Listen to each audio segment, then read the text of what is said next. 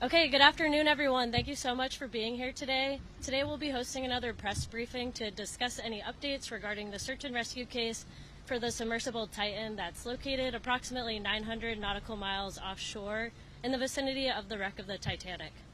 Today we will have speaking Captain Frederick, Response Coordinator of the 1st Coast Guard District.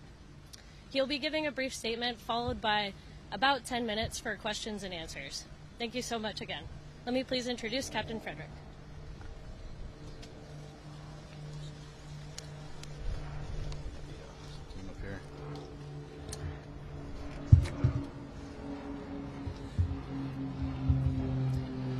Good afternoon, everyone. I'm Captain Jamie Frederick with the 1st Coast Guard District, and I'll provide an update on our ongoing search efforts for the Titan submarine. Behind me, or beside me, I should say, you'll see several subject matter experts from the Unified Command who will introduce themselves momentarily. These individuals represent only a small fraction of the many dedicated professionals working around the clock on this complex response effort. We understand this is an extremely difficult time for the families of the missing crew members aboard the Titan, and our thoughts go out to them and the crew. The Unified Command team is working tirelessly to bring all available assets and expertise to bear as quickly as possible in response to this complex operation.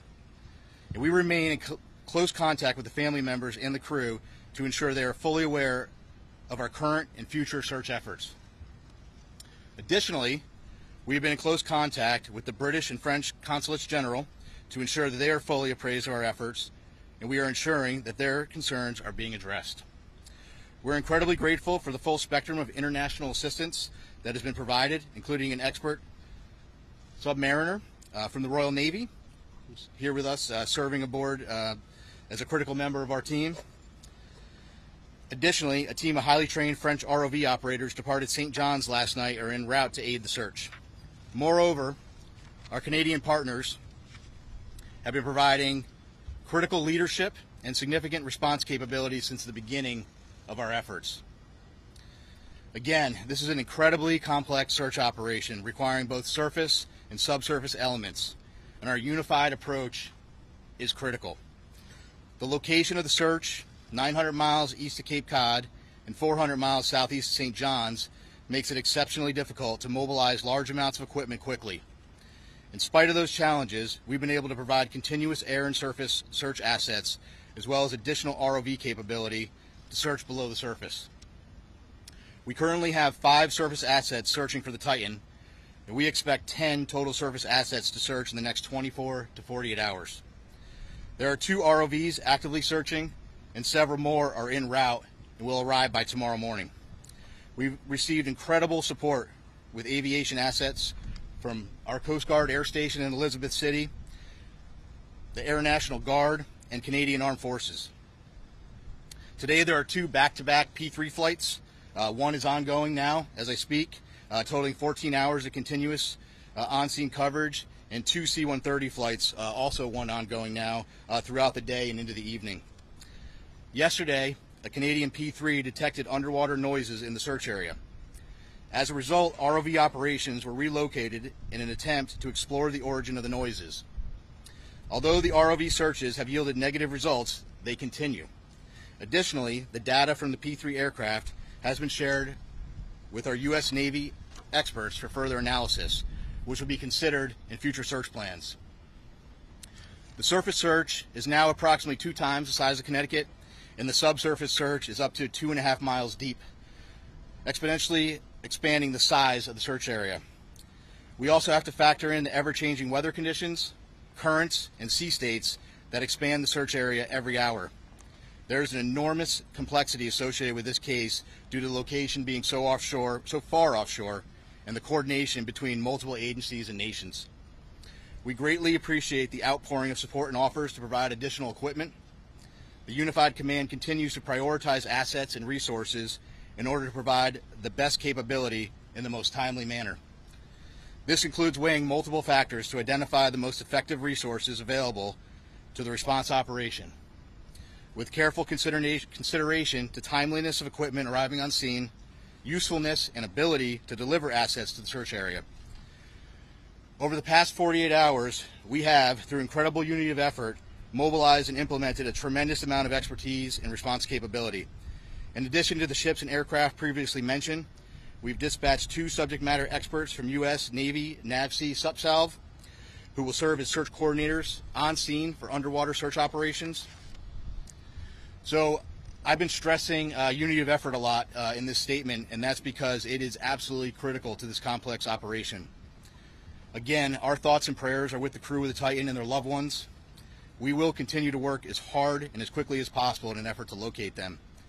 I will take a few questions, but before I do that, I do want I'm going to have each of the members of the team here just introduce themselves, and then I'll go ahead and take some questions. Good afternoon. I'm Paul Hankins. I'm the Director for Salvage Operations with the U.S. Navy's Supervisor of Salvage. Hello, I'm Carl Hartsfield from the Woods Hole Oceanographic Institute.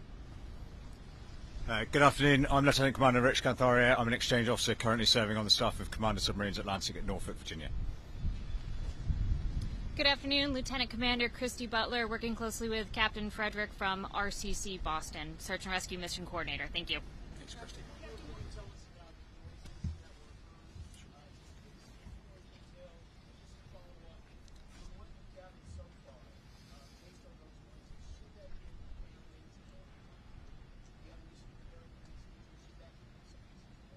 So a couple things. One, I think when you're in the middle of a search and rescue case, you always have hope. That's why we're doing what we do. With respect to the noises specifically, we don't know what they are, to be frank with you. The P3 detected noises. That's why they're up there. That's why they're doing what they're doing. That's why they put sonar buoys in the water. The good news is, what I can tell you is we're searching in the area where the noises were detected, and we'll continue to do so. And we hope that when we're able to get additional ROVs, which will be there in the morning, the intent will be to continue to search in those areas where the noises were detected, and if they're continuing to be detected, and then put additional ROVs down in the last known position where the search was originally taking place. Yeah, those noises were coming in regular 30-minute intervals as reported. I hadn't heard 30-minute intervals. So here's what I can tell you. I am not a trained ear for underwater aquatics. That's why we have a team of experts that are analyzing that data. That data was sent immediately to the Navy last night, and it was analyzed overnight. They're still looking at it, but I can tell you that it's inconclusive. But again, I think the important piece is we're searching in the area where the noises were detected. Captain, you didn't talk about a timeline. Can you talk about what timeline you're working on in conjunction with the teams that are there? It's a timeline in what respect? How much oxygen they have left on? Oh, okay. In terms of, so we talked about the oxygen number. I think you're all tracking the oxygen number. I think there's an important point with that, though. The oxygen, that's just one piece of data, right? There are a lot of pieces of data that we need to consider, and we're continuously looking at that, and we'll continuously do that throughout the search. But that's not the only thing that's important, right? And right now our efforts are solely focused on the search. That certainly is a dialogue that's happening. But we're focused on searching at this point. And this is a recovery or a rescue? Oh, this is a search and rescue mission, 100%. We are smack dab in the middle of search and rescue, and we'll continue to put every available asset that we have in an effort to find the Titan and the crew members. Captain, can you confirm that some sort of rectangular object has been spotted? There was some sort of report about that. So, a couple things. So the ROVs each ROV brings different capability. The ROVs that are diving today, Paul, what's the depth on the 4,000 meters. 4,000 meters. And some additional ROVs that'll be arriving tomorrow have additional depth capability. With respect to an object, so yesterday one of the aircraft did see an object. I will tell you this: in search and rescue missions, when aircraft are flying continuously, there is stuff out in the ocean that is floating. We went back, we looked at it. It wasn't. We didn't determine it to be debris. We don't think it correlates with the case, and it is not uncommon at all during an active search to see things, and then we go and look at them. So. When were these noises first heard? How were they accessible? And if I could also ask, do you have any information in terms of food and water that they might have on board the site? Yeah. So So several P3 flights have heard noises as yesterday, and we put assets there. We relocated assets immediately. With respect to food and water, it's my understanding there are some limited rations. I can't tell you exactly how much they have aboard, but they do have some limited rations aboard the vessel. Speaking to the families, how much hope can you give them after hearing those noises? Listen, I think you need to be careful. We need to have hope, right? But I can't tell you what the noises are. But what I can tell you is, and I think this is the most important point, we're searching where the noises are, and that's all we can do at this point. Captain, there's right now about the status of the submersible and the noise, and are the noises continuing now? Are they stopping? So I just wanted to. So it was my understanding that the P3 had heard some noises today as well. But so I do want to take just an opportunity to invite Carl to the podium just to talk a little bit about.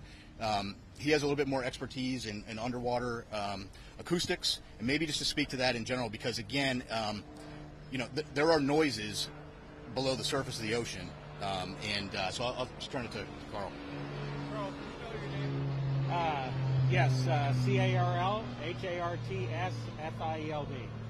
So again, Carl Hartsfield from the Woods Hole Oceanographic Institution. So the ocean is a very complex place. Obviously, human sounds, nature sounds, and it's very difficult to discern what the source of those noises are at times. But I can tell you that this team has multiple sensors. They're in the area. They're sending data back expeditiously to the best in the world people to analyze that data, and then they're feeding the results of that analysis back to the unified team, and they're making decisions. So Woods Hole is here in an advisory role, but by our expertise, what I see is a very tight operational loop that's making decisions based on data, and nothing is ruled out.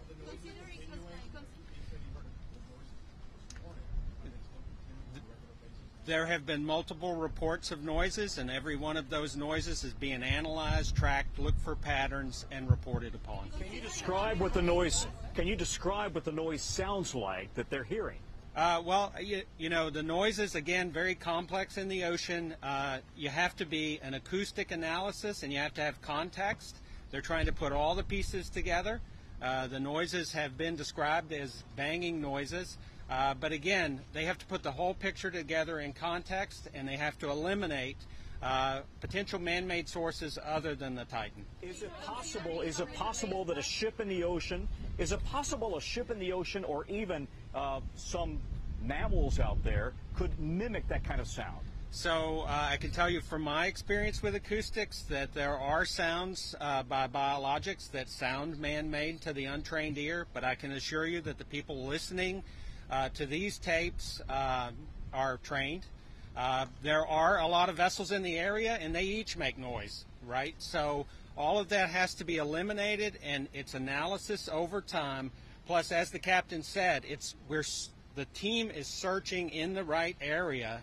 So if you continue to do the analysis, look for different patterns, and search in the right area, you're doing the best you possibly can do with the best people on the case. And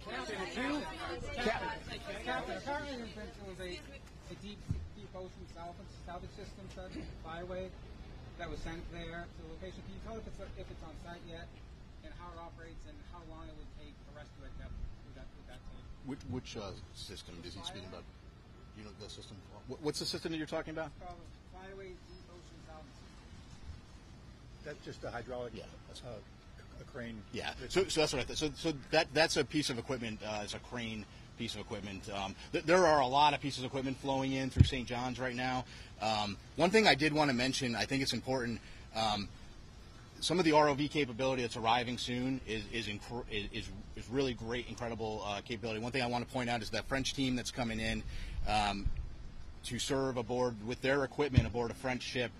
They bring some state-of-the-art equipment, and so once they get on, we're going to have more assets down to look, and we'll continue to put them where we think the best location is. But if you were the search area expanded, how many days left? Are you still optimistic that you're gonna find them all? So how many days? Is it just how many days, or so? How many days? Well, so we have to remain optimistic and hopeful when you're in a search and rescue case. So we're right in the middle of the search and rescue case. So I don't want to get into a discussion about when that would end with respect to this case. What I will tell you, though, I'm happy to explain to you kind of how that process were to work.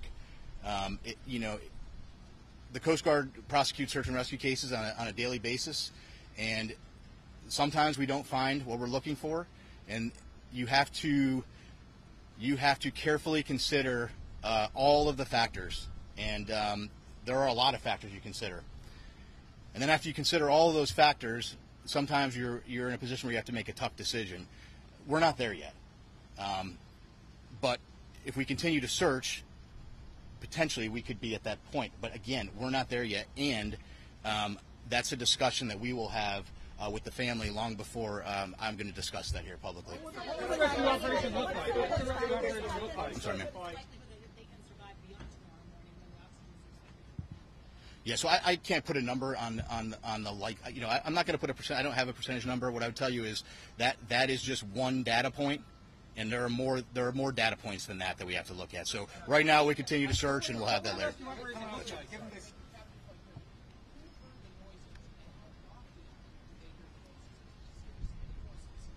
Sure. So the report. So the noises were heard by a Canadian P3, and that was this morning and some yesterday. I don't know specifically or that 30-minute intervals, but again, I really think the important point to that is we're in the air, we're searching there. We moved assets and we're searching there, and we'll continue to do so.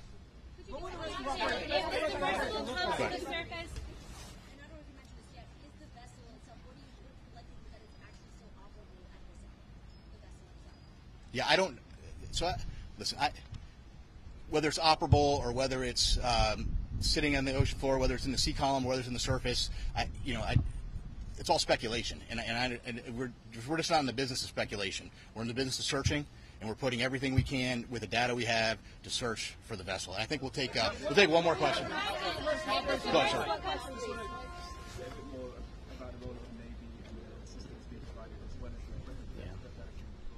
Yeah, so we asked for some additional subsurface support, and we got that through the Navy, through a liaison officer. He's just one of many team members, and we're greatly appreciative of the British government and all the support they've given us. Can we expect a daily update now on this?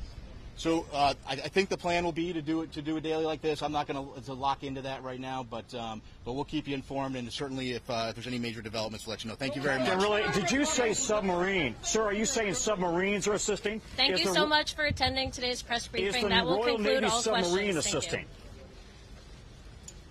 Well, whatever. He said subsurface, so no. What does that mean? They say no? Tom said no.